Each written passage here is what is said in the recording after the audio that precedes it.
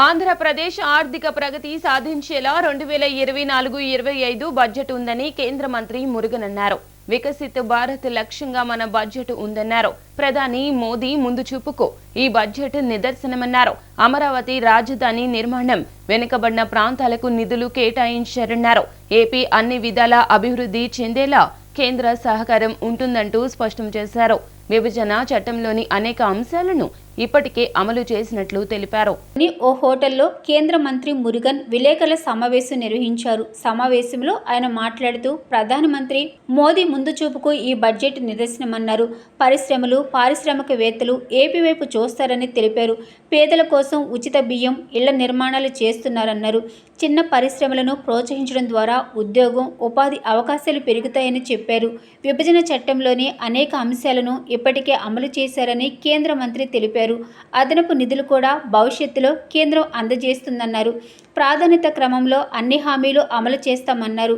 పోలవరం జాతీయ ప్రాజెక్టును పూర్తి చేయడానికి కేంద్రం సాయం అందిస్తుందని తెలిపారు. ఏపీకి జీవనాడిగా ఉన్న పోలవరానికి పూర్తి నిధులు ఇస్తామన్నారు.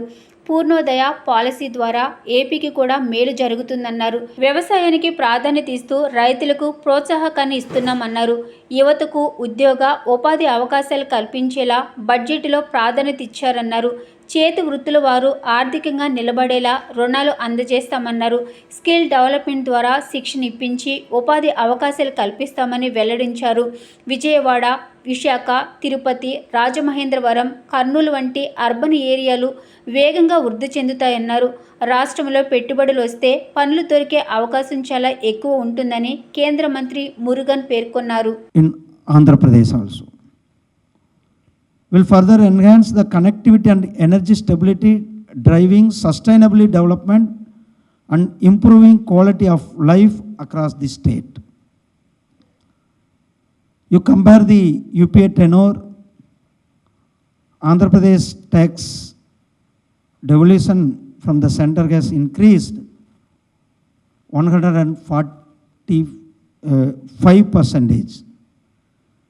Grants and aid increased by hopes of almost 300% under the NDA government. And also the special assistance of capital expenditure and investment is 11,300 crore between 2020 and 24. with the support of interest-free loans for capital expenditure by the state under this budget. Andhra Pradesh will continue to benefit from the support extended by the NDA government.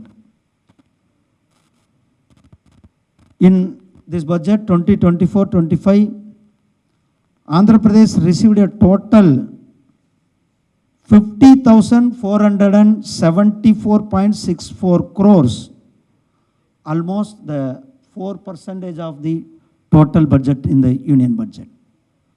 It's a huge amount sanctioned for the Andhra Pradesh, 50,474 crore, steering 4% from the distribution of net proceeding of the union taxes and the duty.